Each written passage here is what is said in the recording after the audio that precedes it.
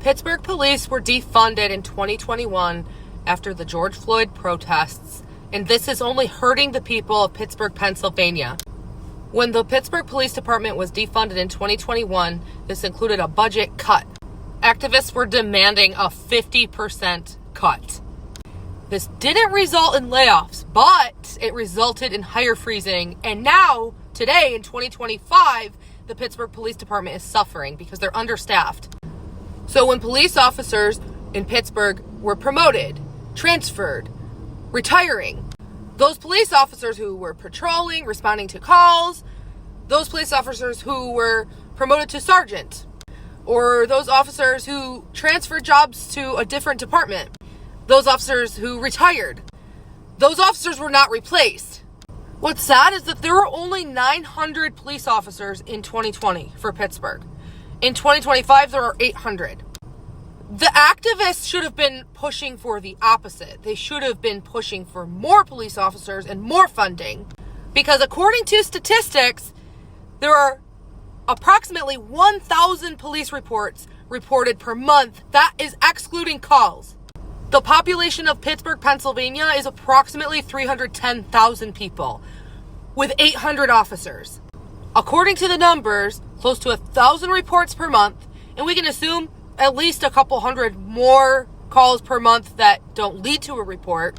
There are about 50 to 100 police calls a day in Pittsburgh, Pennsylvania. And that can also include when police have to accommodate the fire department, they have to respond to an ambulance, when police have to control traffic downtown for events, or events in other parts of the city. There are only 800 officers. And these officers are divided into zones. There are 6 zones, and each zone has minimum 110 officers, maximum 140 officers. According to the numbers, there are 755 sworn officers as of September 2025. And per shift, there's only 269 officers. Let's divide that by the 6 zones, which means there's only 44 officers working per shift at each zone on average. I think we in Pittsburgh need to protest that the police department has more funding so that they can have an increased budget and hire more officers. And for those of you who argue against me, match this perspective. Your grandmother lives alone and your grandmother has dementia. Your grandmother likes to go for long walks every day to keep physically active. One day, your grandma wakes up at 7 a.m., takes a shower, eats breakfast, and by 8:30 a.m., she's on her walk. She hangs up the phone and says, "I'll be back at 9:30 a.m. You call your grandmother at 9:30 a.m. to ask her how her walk was. And your grandma does not answer the phone. So you wait 10 minutes to see if it takes a little more time for your grandma to get home. You call her 10 minutes later, still no answer. So you decide to get in your car and drive to your grandma's house. You drive to your grandma's house. The front door is unlocked. The screen door is open. No one's home. The shower is still running. The bathtub is overflowing. You start to panic and wonder where she is. You know her route. So you get back in your car, drive around the block to go where you would estimate she would be walking. You drive her whole walking route. You're almost approaching the house. You're a few blocks away from getting back to your grandma's house, full circle. She's nowhere in sight. So you pull in your grandma's driveway and you call 911. And you say, "My grandma has dementia and she went for her morning walk. She's typically back by 9:30 and she didn't get back by 9:30. I got to her house. The door was open. The shower was still running. She has dementia. She must have forgotten to shut it off. I shut it off. The tub was overflowing. I'm very concerned. She doesn't have a cell phone. I don't know where she is."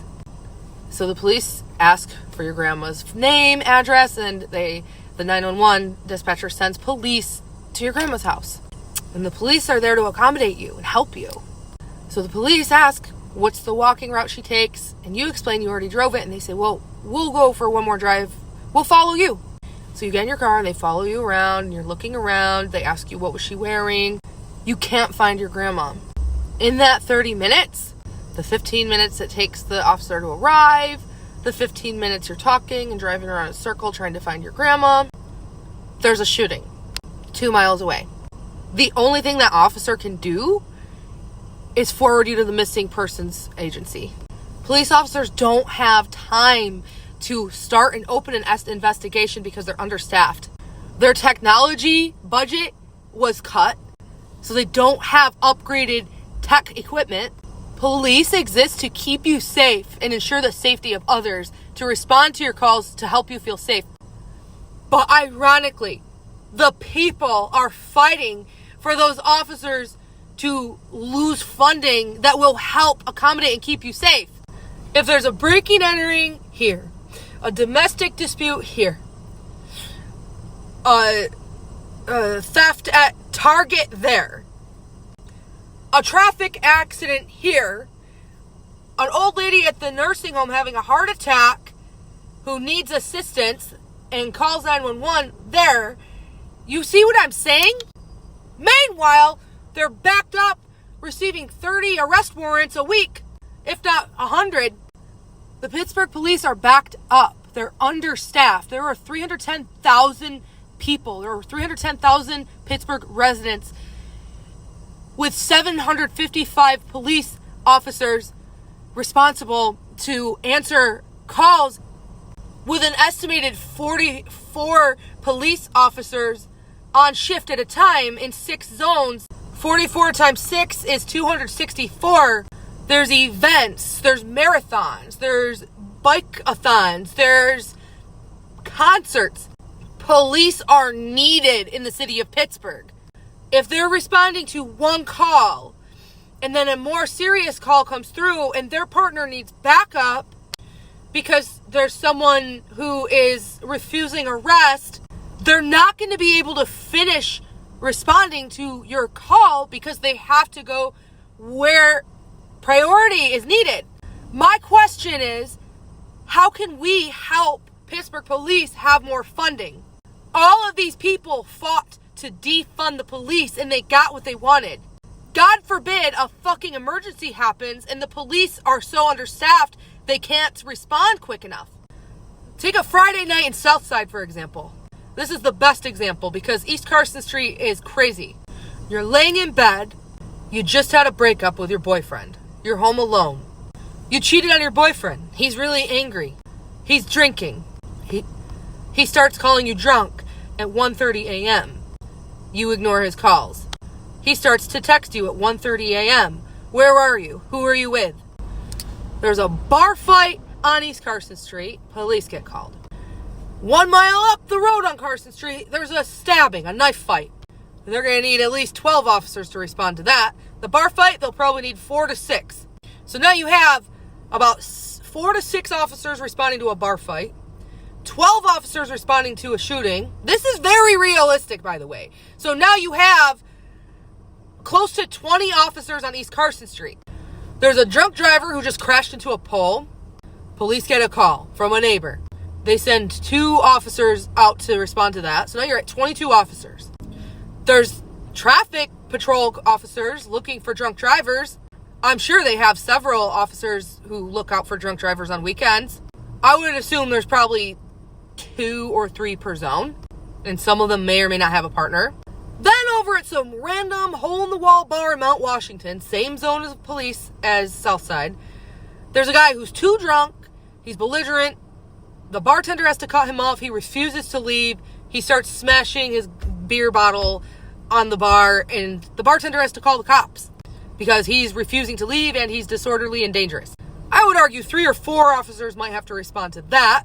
So now you got like 30 officers, 35 officers responding to all the chaos in the bars. You've got the college kids who just moved to Southside who are calling the cops because there's some crackhead in front of their house screaming at the top of their lungs with a needle in their arm. You've got the food and restaurants calling the cops that a bum or a belligerently drunk person is shitting in their bathroom and hasn't left the bathroom in an hour. They lock themselves in the bathroom. All of this happens. This is very real. And if you don't think that this happens between the hours of 1 a.m. and 2:30 a.m., you've never been to a bigger city. The same shit happens in Buffalo, by the way. Buffalo, New York, where I'm from. Then you've got the teenagers walking around, picking fights. So you get a parent calling, my son's not home, I don't know where he is, I need your help, I don't know where he is, he was supposed to be home. So you have one officer on the hunt for a child who's out breaking curfew. Then you've got the people violating probation, but I think the probation officers handle that. Let me see if they're included. It does not include probation or parole officers. So you've got a mom calling or a grandpa saying there's some kids outside fighting and vandalizing. Then you've got the neighbors. There's neighbors who are always making police calls. There's cars doing donuts. There's a group of people on my street with their system up. They're listening to music. They're sitting in the trunk of their car with the hatchback open. They're drinking beer. You're basically maxed out. All the officers are tending to something between 1 a.m. and 2:30 a.m. And you're laying in bed, and your drunk ex-boyfriend who's angry that you cheated on him is calling you, texting you. You're not responding. You're just going to ignore it. But he sees that you opened and read his message. And he decides to show up to your house with a bat. And he decides to smash your window in, break into your house, march up to your bedroom door is locked, bust the door open, and choke you out. You manage to escape, lock yourself in a bathroom, hold your body against the door, call 911. At this point, it's almost 2 a.m. On a Friday night, all officers are tending to other crazy calls. So the police officers, waiting for drunk drivers to drive by, they decide, oh, I got this one. And then dispatch says, are you going to need backup? And they said, yeah, I got my other guy south here. I'm going to have him come. And then that guy dispatch, the other officer says, yep, I'll meet you there. Both men, officers, respond to the scene. They go to your house. They see the smashed front window, but your door is locked. They have to kick in your door. And your crazy boyfriend with a bat starts swinging at the officers. They call for more backup, probably when they see the broken glass. And while they're calling for more backup, the officer who responded to the restaurant with the drunk or homeless person in the bathroom, locked in the bathroom, decides to say, hey, I'm sorry, I have to go. Those officers go to the scene and they help. They help detain the crazy boyfriend with the bat. They take the bat, they arrest him, they put him in the truck. And while that happens, the man in the bathroom overdoses and dies. And while that happens, there's 2 accidents because of drunk driving. The police in Pittsburgh are understaffed. My question to all of you is, why the fuck are you politicizing the police when police are a major staple to our safety? If you're an anarchist and you think that civilization at this point in humanity, at this point in human history, can survive without authority, without law and order, without criminal justice, without police, you are in for a rude awakening. Americans need police. Americans need to be safe. Americans can't be safe when there aren't enough police. 44 officers per shift, per zone, is not safe. So why have Americans back in 2020 and to this date, 2025, decided to protest against police? I would argue that reason would be social media, trends. Because if you see what happens to America when there's less police, there's more crime. When you defund police, there's less officers, less advanced technology. Who would wish for the United States to go into chaos? Who would wish for the United States to have less police other than our foreign adversaries, Russia and China? And who manipulates our media outlets and social media, Russia and China? The most active social media platform, like #1 entertainment, with the strongest algorithm is TikTok, which is parent company ByteDance owned by China. America, you need to wake up. You need to wake up. You are being manipulated by the United States foreign adversaries. Social media, videos going viral to push a certain agenda on you are creating it's stimulus to you. It's creating a reaction out of you, and it's creating a reaction by the masses, and it's affecting our bank. It's affecting public school funding, police and public safety funding, because you're calling for the wrong action. Match this perspective. If you want to make it about race, if you want to make it about violence, match this perspective. Several times per year, teachers get fired for being racist or for just violating their codes of ethics. They might get fired for disciplining a student against the school policy. That's never politicized, because there are violent teachers. If you don't know, then you don't know, but there are violent teachers, and they get fired. There are actual principals who have beaten the shit out of students. That's never caught on camera and put in the media outlets. Because who influences public schools? Russia and China. My whole point here being is there's government employees, state employees, who violate their code of ethics and get fired all the time, who commit violence all the time. It's not politicized in the media.